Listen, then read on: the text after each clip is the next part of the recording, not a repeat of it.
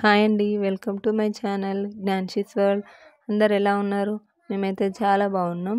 మీరందరు ఎలా ఉన్నారో కామెంట్ చేయండి.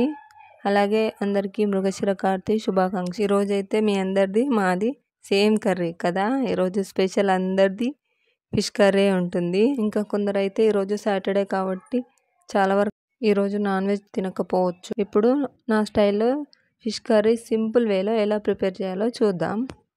ముందైతే ఆనియన్ కట్ చేసుకొని చింతపండు నానబెట్టి ఉంచుకోండి రసం కోసం.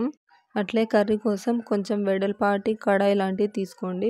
ఎందుకంటే చికెన్ మటన్ లాగా ఫిష్ కర్రీ అలా గరిటెతో కలపలేం కదా. అందుకోసమే కొంచెం వెడల్పాటి కడాయి అయినా బాండి అయినా తీసుకోండి. గ్యాస్ ఆన్ చేసి గ్యాస్ పైన పెట్టుకోండి కడాయి.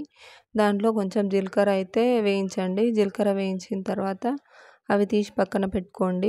అందులోనే ఇంకొంచెం కర్రీకి కూడా సరిపడే ఆయిల్ వేసుకోండి. ఆయిల్ కూడా వేసి అందులోనే ఆనియన్స్ వేసి మంచిగా కలుపుకోండి.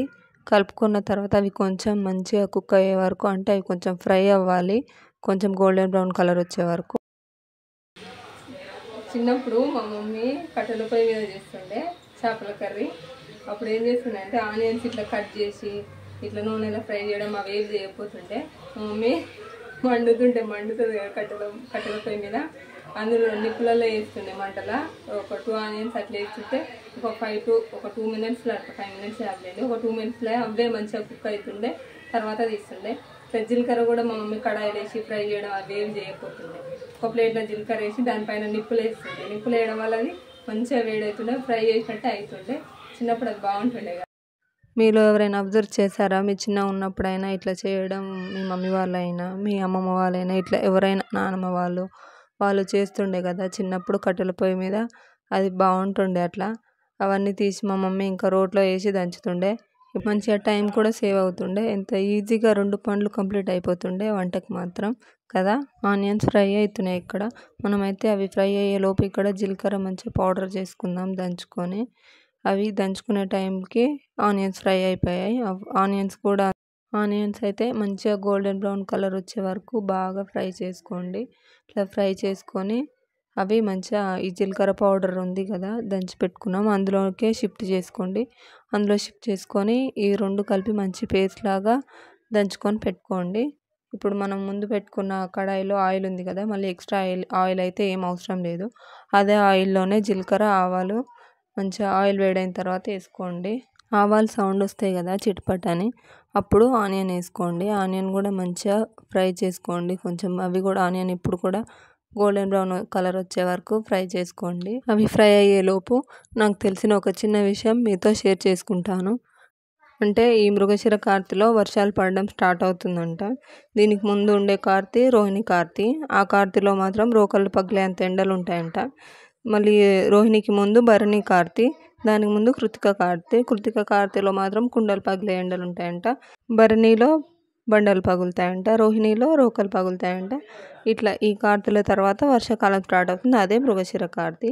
ఇవన్నీ మళ్ళీ ఈ మృగశిర కార్తీ తర్వాత ఆరుద్ర కార్తీ అంట. ఇవన్నీ నాకు మా నాన్నమ్మ చెప్పింది. ఇవన్నీ నేను మా నాన్నమ్మ దగ్గరే తెలుసుకున్నాను. అయ్యో కర్రీ మర్చిపోయాను. ఆనియన్ ఫ్రై అవ్వగానే అందులో అల్లం వెల్లుల్లి పేస్ట్ వేసుకోండి. అది కలుపుకొని మళ్ళీ అందులోనే పసుపు వేసుకోండి. అవి కూడా మంచిగా కలుపుకొని మనం ముందైతే పేస్ట్ చేసి పెట్టుకున్నాం కదా ఆనియన్ జీలకర్ర, ఆ పేస్ట్ ఇందులోనే వేసి మంచిగా కలుపుకోండి. అది కూడా కొంచెం కుక్ అవ్వాలి. ఈ పేస్ట్ మళ్ళీ ఆనియన్స్ ఇవన్నీ కొంచెం మంచిగా ఫ్రై అయ్యే వరకు మంచిగా కలుపుకోండి. సిమ్లో పెట్టుకొని ఇదంతా కుక్ చేయండి. మీడియంలో కూడా పెట్టుకోవద్దు. ఇది మంచిగా కుక్ అయిన తర్వాత ఇందులో చింతపండు రసం వేసుకోండి. ఆ చింతపండు రసం కూడా ఎక్కువ పుల్లగా ఉండేది కాకుండా కొంచెం నార్మల్గా ఉన్నది తీసుకోండి. చింతపండు రసం వేసుకున్నాక కొంచెం వాటర్ కూడా వేసుకోండి. మరి చోరువ పెట్టుకుంటాం కదా, అది కొంచెం మనం వాటర్ ఎక్కువ పోస్తాం కదా, అదంతా బాయిల్ అయ్యి కొంచెం చిక్కగా కావాలి, మరి వాటర్ లాగా ఉండకూడదు. ఇది బాగా చిక్కబడే వరకు బాయిల్ చేసుకోండి.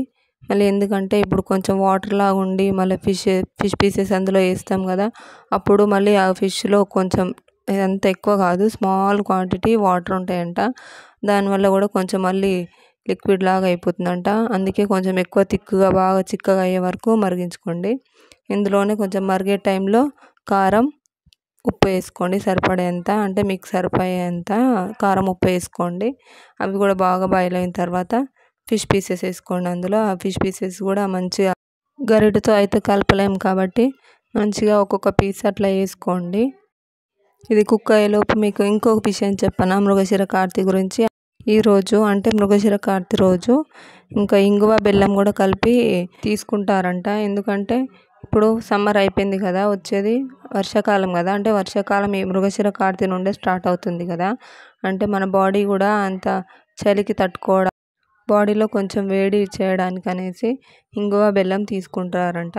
ఇంకా కొందరైతే మన హైదరాబాద్లోని నాంపల్లిలో చేప ప్రసాదం కూడా ఈరోజు తీసుకుంటారు. చాలా వరకు అయితే తెలిసే ఉంటుంది అందరికీ. అది కూడా ఈ మృగశిర కార్తె రోజే చేప ప్రసాదం తీసుకుంటారు. ఇప్పుడు మన ఫిష్ కర్రీ కూడా ఆల్మోస్ట్ అయిపోవచ్చింది. ఇంతకుముందు నేను ఫిష్ పీసెస్ వేయక ముందుకు కొంచెం థిక్గా ఉండే ఆ చోరు అనేది. ఇప్పుడు ఫిష్ పీసెస్ వేసిన తర్వాత కొంచెం వాటర్ అంటే కొంచెం పల్చగా అయినట్లు అనిపిస్తుంది చూడండి. ఇవి కొంచెం బాగా ఉడుకుతున్నాయి ఫిష్ పీసెస్. అవి గరిటెతోటి అయితే కలపకూడదు, ఇట్లా కడాయిని ఇట్లా పట్టుకొని అటు ఇటు కదుపుతూ ఉండాలి.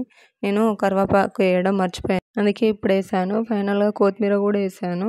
కరివేపాకు మాత్రం నేను అట్లే వేయను, అట్లే వేస్తే పెద్ద పెద్ద ఆకులు తీసి పడేస్తారని చెప్పేసి చిన్న చిన్నగా పీసెస్ లాగా కట్ చేసి వేస్తాను. అట్లయితే తీయడానికి ఓపిక ఉండక అట్లే తినేస్తారని. నేనైతే గరం మసాలా అయితే వాడను, ఓన్లీ ధనియా పౌడర్ మాత్రమే ఇట్లా పైన జల్లుతాను. ఫైనల్గా అయితే ఇది నా స్టైల్లో ఫిష్ కర్రీ. ఒకసారి మీరు ట్రై చేసి ఎలా ఉందో కామెంట్ చేయండి.